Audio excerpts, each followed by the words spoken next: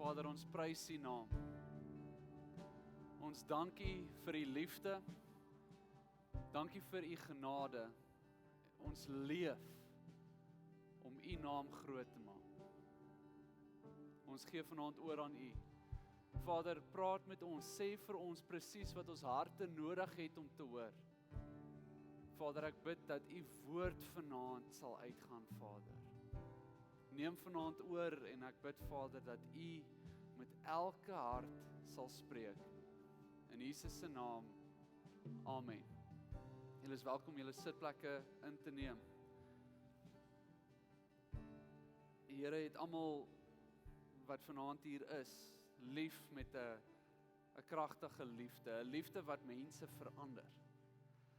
So ons is in ons preekreeks, in die laaste aand van ons preekreeks, Taste and See.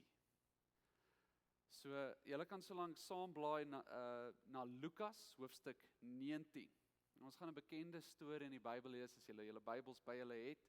As julle nie julle Bybels het nie, dit gaan op die skerms wees. En dit is die storie van Saggeus. Die storie van Saggeus. Ons kan sê, hierdie storie som eintlik die hele evangelie baie mooi op. Jesus se hart word vasgevang in hierdie 10 verse. Amper mooier as enige ander 10 verse wat ons kan lees. En as ons hierdie 10 verse mooi verstaan, dan verstaan ons eintlik God se hart. Nie net vir ons nie, maar vir almal om ons, vir ander mense ook. Hierdie is hoe God se hart lyk. So voordat ons lees, wil ek eers met julle 'n bietjie konteks deel. In daardie dae het, as jy 'n bekende leraar was, het jy gestap van dorp tot dorp. En mense, boodskappers, het jou vooruit gegaan om vir die dorp voor te berei vir die koms van hierdie predikant of hierdie leraar. In daai dae het hulle rabbies genoem. Dit was nie noodwendig 'n kerkleier nie, maar meer 'n leermeester wat hulle het nou nie YouTube video's gehad wat hulle geshare het nie. Hulle het woord verkondig van dorp tot dorp. En so toe Jesus nou op pad was na 'n dorp, wat sou gebeur het is, partykeer sou dit sy disippels gewees het, maar meeste van die tyd sou dit jong seuns gewees het wat vooruit hardloop en vir die dorp sê, Jesus is op pad, hy sal môre hier wees. En wat mense dan doen is, hulle maak die dorp skoon. Dit was 'n VIP event. En hoe die kultuur van die dag gewerk het, is die mees geestelik, die mees godsdienstige mense, het by binne die hekke gestaan en wag. So hulle het in 'n ry gestaan van heiligste tot minste heilig. En die groepie mense was gewoonlik gelei deur die priesters, die fariseërs, mense wat baie gesiene mense was in die gemeenskap, die leiers, die politici, want die goeie politici, of as jy so iets kry, maar wat ons gesien het is, die kindertjies van die dorp sal vooruit hardloop buite die dorp en vir Jesus ontvang en hulle sal sing en dit gee nou vir die mense in die stad tyd om gou-gou die pecking order te besluit. En soos wat jy in die dorp inkom, staan die belangrikste mense eerste, maar elke paar meter word dit minder en minder belangrike mense, minder en minder heilige mense. Die mense wat op die heelpunt gestaan het, was eintlik die mense wat niemand wou by hulle kuier nie. Almal staan daar met 'n rede. Hulle wil hê Jesus moet homself nooi om by hulle te gaan bly. Dis hoe die kultuur van die dag werk. Die leraar sal inkom, kyk wie's die belangrikste en die heiligste persoon, na hom toe gaan en sê, ek sal by jou huis bly. Gewoonlik sal hy weet wie dit is, want die reputasie van die groot man in die stad is bekend aan reisigers. So Jesus loop in en hier is waar ons storie begin. Lukas 19 vers 1 tot 10. Jesus het Jerigo binne gegaan en deur die stad gestap. As ons hierdie konteks verstaan nie, dan maak dit nie sin nie, maar wat ons eintlik hier lees is, Jesus het verby die heiliges gestap. Hy het aanhou stap.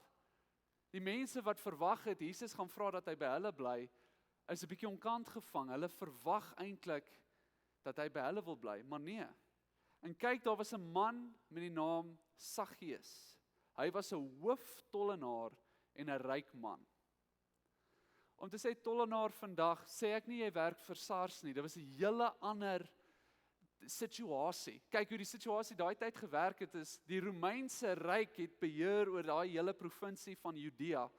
En jy, as jy 'n tollenaar wou wees, moes jy Rome toe gegaan het en gesê het, as ek tollenaar is, dan sal ek X aantal geld vir julle inbring. En die volgende persoon saam met jou, en hy gaan 'n bietjie hoor. Op die einde van die dag, die ou wat die hoogste hoeveelheid geld sal inbring vir die Romeine, hy kry die werk. Maar daar's 'n catch. Hy kan charge wat hy wil. As hy daai hoeveelheid geld inbring, enige iets wat hy bo dit maak, hou hy vir homself. So as jy 'n tollenaar is, en soos wat daai vers sê, 'n ryk man, dan is jy nie 'n morele man nie. En as ons nou 'n moderne tipe beeld wil hê van hoe werk 'n hooftollenaar, kan ons kyk na 'n maffiabaas. Dis eintlik wat 'n hooftollenaar is. En die Jode natuurlik het tollenaars gehaat. Ons het eintlik skrifte van die sinagoges in daai tyd waar mense wat bymekaar kom 'n lys name sal lees aan die einde van hulle byeenkoms. En hulle sal daai lys name lees en sê die volgende mense verdien nie meer genade nie. We blot them out of God's people. Dis wat daar gestaan het. En dan lys hulle al die tollenaars in die streek. So, nie net was hy gehaat nie. Die mense het nog gesê, ons kan met sonde deel, maar wat hy doen, is so erg, dat daar nie genade vir hom sal wees nie. Hulle name is letterlik vervloek in die sinagoge elke week. En hulle is gesien as onwaardig van genade. Nou die ding van Saggeus is, hy is nie 'n tollenaar nie, hy is die hooftollenaar. Hy is die hoof in die streek. Hy was die mees verpeste man, nie net in sy dorp nie, maar in die hele provinsie, in daai hele area. Kom steeds aan, vers 3. Saggeus het probeer om te sien wie Jesus is, maar weens die skare kon hy nie, omdat hy kort was. Hy hardloop toe vooruit en klim 'n wilde vyeboom om Jesus te sien, want hy sou daar verbygaan. So Saggeus weet eintlik hy's nie in die ry nie. Hy wil net Jesus sien. Sy motiewe is hy's te skaam. Hy weet Jesus gaan nie na hom toe gaan nie. Maar hy's so nuuskierig. Hy het hierdie stories gehoor van hierdie man wat wonderwerke doen, wat mense genees, wat lewe bring. So hy klim in 'n boom om vir Jesus te sien.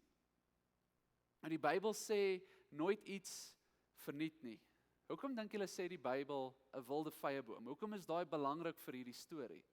Waar anders praat die Bybel van 'n vyeboom? Dit is nogals 'n paar plekke, maar die eerste plek in die Bybel wat praat van 'n vyeboom is in Genesis, toe Adam en Eva gesondig het.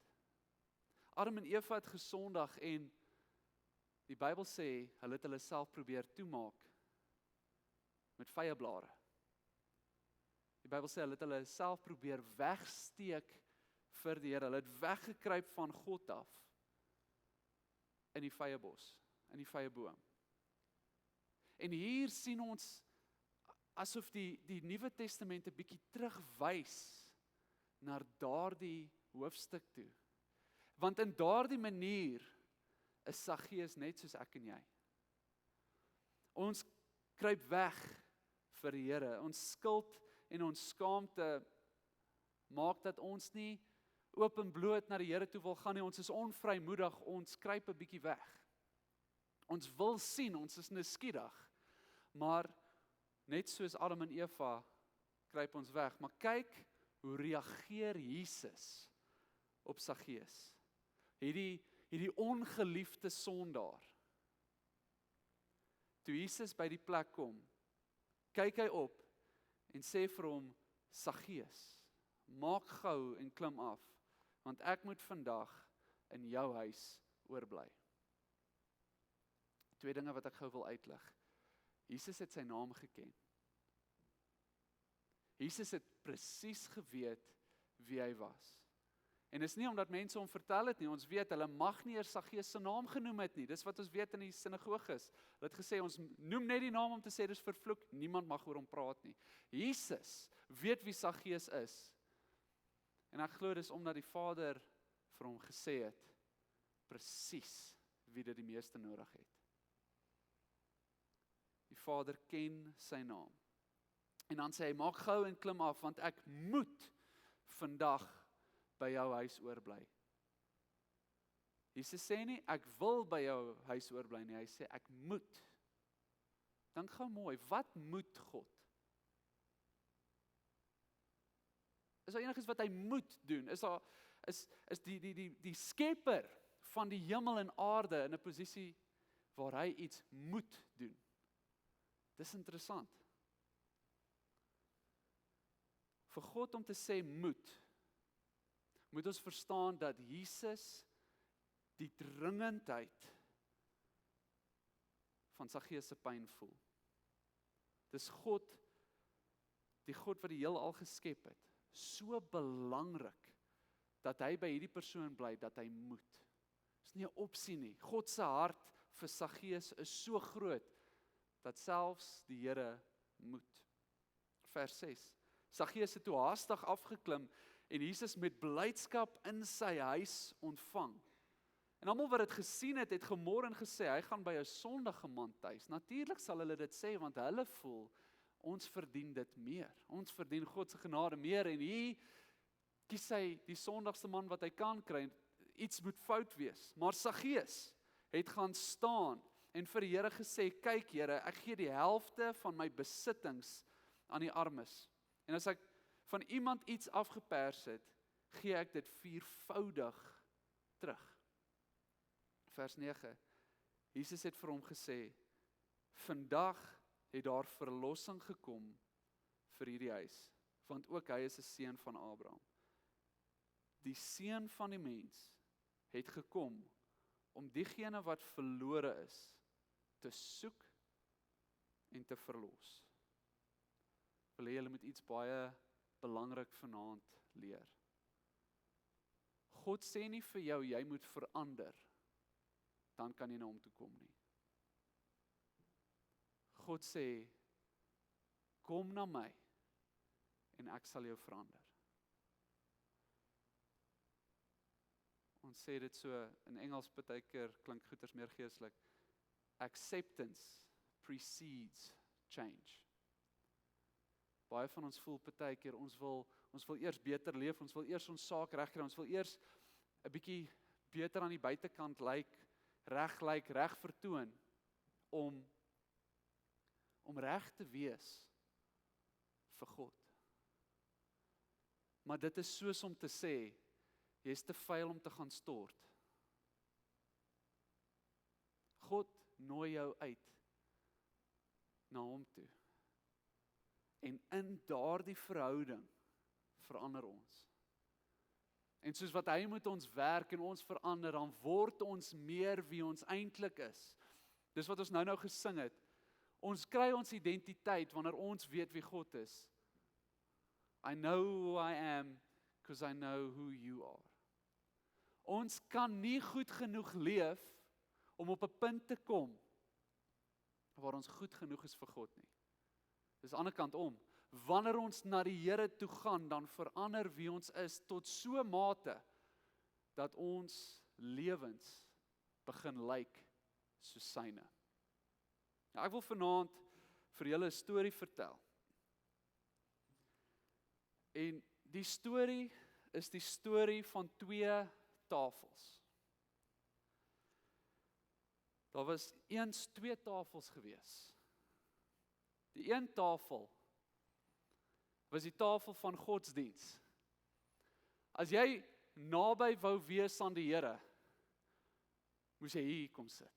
As jy naby wil wees aan die Here, moet jy hier kom sit en jy moet 'n sekere manier aantrek, jy moet op 'n sekere manier praat, jy moet lyk asof jy probeer. Dit is die tafel van godsdiens. Jy moet op jou beste wees, jy moet iets vertoon, jy moet 'n sekere karakter probeer handhaaf. Maar daar was ook 'n ander tafel. En dis die tafel vir die leftovers. Die tafel van mense wat nie welkom is by die godsdienstige tafel nie. Hierdie is die tafel vir mense wat opgegee het om 'n ware verhouding met die Here te hê. Ons storie gaan vanaand oor 4 mense. En dit gaan oor die tafels waar hulle gaan sit het. Die eerste is Attie. Attie se lewe is gekenmerk deur pyn. Hy is deur baie toe hy jonger was. En lyk asof hy deur baie nou gaan. Maar hy voel asof die Here nie sy gebede verhoor het nie. Hy het so lank gesukkel met God, dat hy eintlik nie meer glo nie. Hy probeer maar met sy pyn deel deur sy verslawings. Hy gee nie meer om nie. Hy probeer nie eers meer na daai tafel gaan nie, hy gaan net na hierdie tafel toe gaan. En as ons die etenstafel kan sien as 'n metafoor van die lewe, dan sien ons Attie met bottels en bottels drank. Hy probeer sy pyn wegdrink. Hy drink want hy wil nie homself wees nie. Hy drink want hy wil vergeet. Hy drink want hy wil nie meer dink nie. Hy wil nie meer voel nie. Dan het ons 'n tweede persoon. Susan se lewe is gekenmerk deur skuld. Sy was altyd 'n goeie kerkmeisie, maar sy het nou en dan maar 'n paar foute gemaak. Iewers in haar hoërskoolloopbaan het sy 'n groot fout gemaak met haar kerel. Van daar af het sy eintlik baie skuldig begin voel. Sy het onvrymoedig gevoel om na die tafel toe te gaan. En sy wil weer die Here dien, maar sy voel sy het te veel misluk. En nou leef sy nie meer soos iemand wat 'n Christen is nie. Sy hou maar aan leef van oomblik tot oomblik. Hooplik sal sy eendag vir God weer in die oog kan kyk. Dalk haarself weer in die oog kan kyk. Haar kos van keuse is spokies. Kyk, sy was altyd baie lief vir dit, en sy het dit geniet as hierdie guilty pleasure. Maar weens haar skaamte en hoe sy haarself herinner die heeltyd aan haar foute, het sy besluit, dis al wat sy verdien. Gesond eet is nie meer vir haar moontlik nie. Sy glo, sy gaan net weer misluk. Nou is haar oggend, middag en aandete hierdie spokies. En dis nie meer so lekker as wat dit was nie. Ja. En dis nou hoe sy haarself straf. Dag in, dag uit. Dieselfde tipe sonde oor en oor. Hoor dit brand.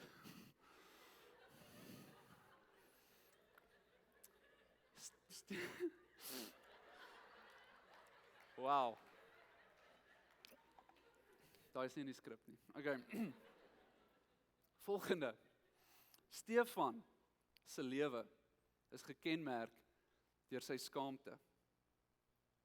Hy leef soos wat baie van ons doen. Hy gaan al sy hele lewe kerk toe, hy het groot geword in die kerk, en hy was nog altyd 'n goeie kerkseentjie. Hy wil so graag die regte ding doen. Maar hy kry dit min reg. Hy glo hy's eintlik 'n goeie man, hy's eintlik nie 'n goeie mens nie, maar hy probeer so hard om om beter te wees. Hy bid amper elke aand. Vader, vergewe my. Die keer sal anders wees, ek beloof.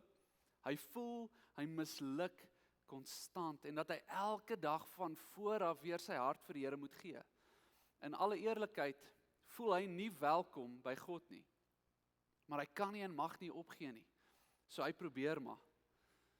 En so, sy dieet is baie streng. Hy probeer gesond eet. Hy probeer net iewers in sy lewe beter wees. Buitendien voel hy is nie eers waardig om deel te neem aan 'n regte feesmaal nie. Hy wil wys dat hy probeer beter leef, maar dit beteken nie dat hy sy kos geniet nie. Ons laaste persoon is Phoebe.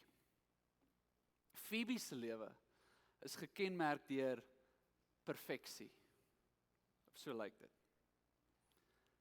Sy is haar eie definisie van perfek.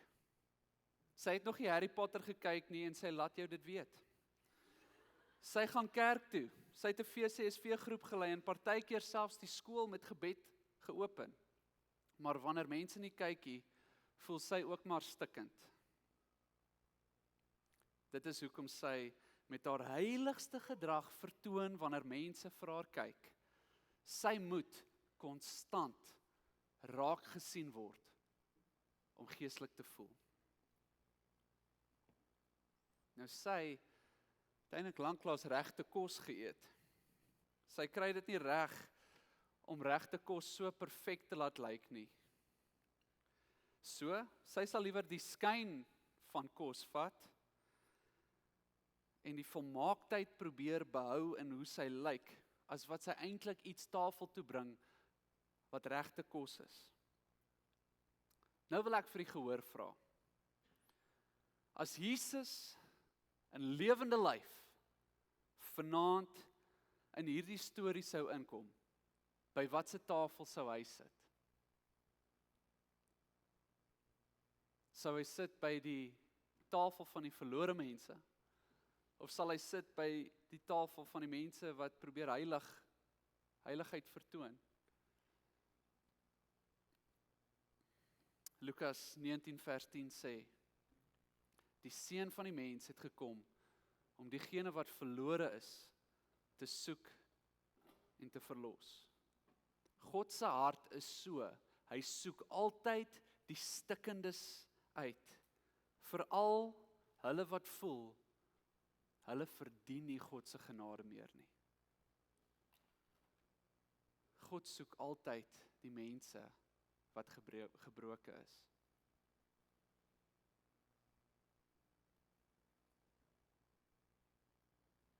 Romeine 5 vers 20 sê, hoe meer die sonde geword het, hoe oorvloediger het die genade geword. God se kapasiteit vir genade is groter as ons kapasiteit vir sonde.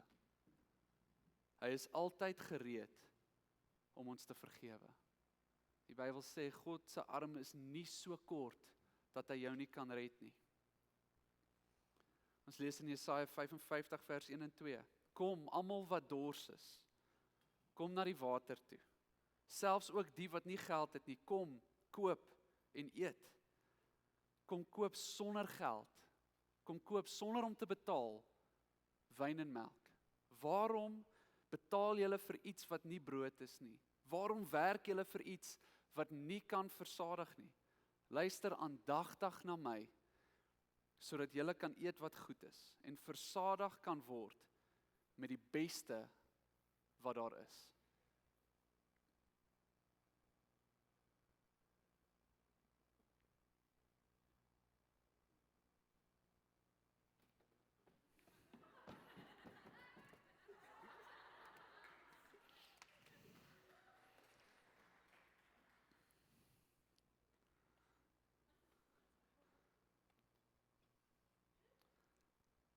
Partykeer voel ons dat ons goeie werke moet gebruik om die Here te probeer verdien, om sy liefde te wen vir ons. Die Bybel sê in Jesaja 64 vers 4, ons het almal geword soos mense wat onrein is. Ons beste dade is soos vuil klere. Selfs die dinge wat by ons perfek lyk, is nie perfek vir die Here nie. Hy sien reg deur ons. Hy sien alles van ons, maar hy bly aanhoudend lief vir ons.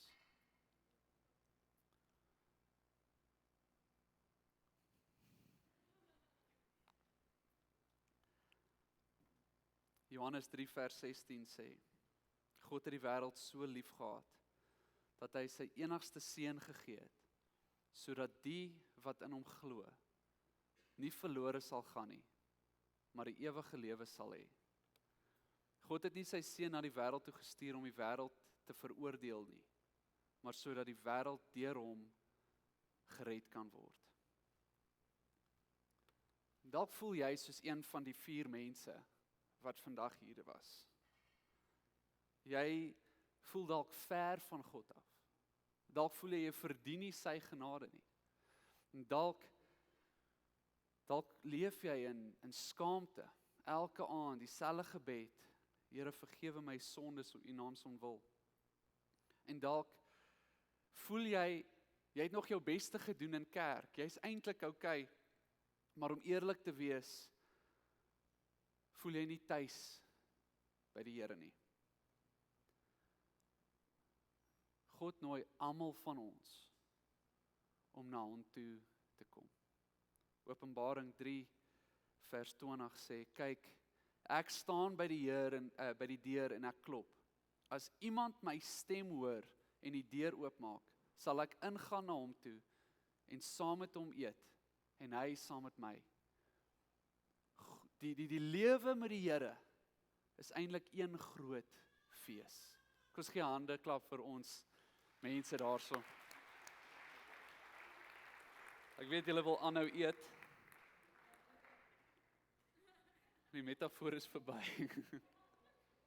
Los die korsie bo, is fyn. Ek wil stil staan by hierdie vers vanaand. Die woord van die Here sê, Jesus klop by die deur van jou hart. Hierdie is 'n individuele uitnodiging. Jesus sê nie, as jy hierdie reg doen, dan sal jy by my tafel kom eet nie. Nee. Die Bybel leer vir ons, maak jou hart oop, ek sal inkom, en daar waar jy is, sal die fees begin. Die belofte van God is, ek sal saam met hom eet, en hy saam met my. En soos wat ons saam met die Here eet, al daai dinge wat ons probeer om goed genoeg te wees, ons sondes, ons godsdienstigheid wat ons eintlik verder wegdryf van die Here af, al daai dinge val af. En ons word meer eg. Die Here klop vanaand aan jou hart se deur. Hy klop saggies en rustig. Dis wanneer ons die stemme van ons skaamte en ons skuldgevoelens stil maak, wat ons die stem van die Here begin hoor. Ek glo baie van ons voel so in skuld vasgevang dat ons nie eers die deur wil oopmaak nie, maar dis juis die uitnodiging. Wanneer die Here inkom, dan vat hy al jou skuld weg. Hy sê vir jou vanaand presies wat hy vir Saggeus gesê het. Ek moet by jou kom bly. Ek moet by jou kom eet. Jy sal nooit welkom voel voor die Here as jy nie jou hart oopmaak vir hom nie. Dit maak nie saak hoeveel preek jy luister, hoeveel keer jy worship of hoeveel keer jy kerk toe gaan nie. As jou hart toe is vir die Here, dan gaan dit toe bly. God is lief vir jou. Hy soek nie klein kinders nie. Met dit bedoel ek, jy is nie net 'n Christen omdat jou ouers glo nie. God soek seuns en dogters van God met 'n intieme verhouding direk met hom, nie deur ander mense nie. Hierdie is tussen jou en God. En as jy nooit jou hart oopmaak nie, sal jy ook nooit verander nie. Maar dit is juis die uitnodiging van God wat jou maak verander. Dalk sê jy vir my vanaand, maar jy's nog te stikkend, jy's nog te sondig, jy's nog te ver van God af. Gee my nog tyd. Dis juis wanneer jy hom innooi wat jy verander. Laat jou hart oopmaak vir Jesus. Ek gaan vra dat almal hulle oë sluit vanaand. Moenie nou dink aan die persoon langs jou nie, moenie nou dink aan die mense saam met wie jy gekom het nie. Ek wil julle 'n vraag vra, en ek wil nie hê julle moet nou julleself soos opstaan en vorentoe hardloop of iets soos dit nie, ek wil niemand skaam maak of laat uitvoel nie. Maar wat ek wel wil sê is, ek weet daar's baie van ons wat vanaand hier sit, wat voel hulle is by 'n tafel ver van die Here af. Dalk probeer hulle nog om dit te verdien. Dalk probeer jy om goed genoeg te wees. Die Here sê, maak gou, klim af. Kom uit die vrye boom uit, kom uit jou skuld en skaamte uit. Ek moet by jou bly. As julle ver voel van die Here af, wil ek vir julle 'n kans gee om julle harte vir die Here vanaand te gee. Om julle harte oop te maak vanaand vir die Here. Ek gaan saam bid. Maar ek gaan vra dat almal saam met my bid. Dat elke persoon in hierdie kerk dieselfde gebed bid, sodat ons nie die mense uitwys wat vir die eerste keer dalk hierdie besluit gemaak het nie. So ek gaan bid, en dan sê julle wat ek bid. Vader God, julle kan saam bid. Ek draai na U toe. Ek hoor hoe U klop aan die deur van my hart. Ek maak oop vir U. Kom in. Verander my lewe. Verander my hart. Mag ek tuis wees by U. In Jesus se naam. Vergewe my sondes.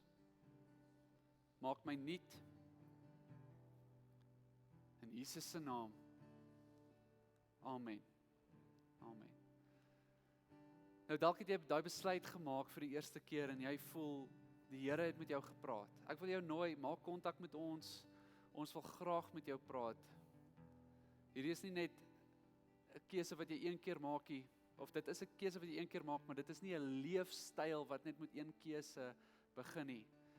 Hierso is 'n proses van heiligmaak en disippelskap. Ons wil graag hierdie pad saam met jou stap om jou te bemagtig om voluit vir die Here te leef.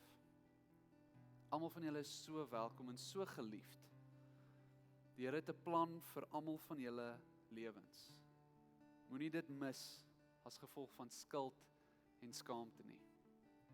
Nou ons sluit af vir vanaand, maar ek wil graag vir julle sê, ons het koffie en pannekoek buite, is gratis en verniet. Gaan kry asseblief vir julle pannekoek na die diens. Kuier met ons, ontmoet mense, gaan stel jouself voor aan iemand wie jy nie ken nie en kom ons kuier lekker saam. Die kuier is deel van kerk, moet dit nie mis nie. Amen. En ek sien julle weer. Goed gaan.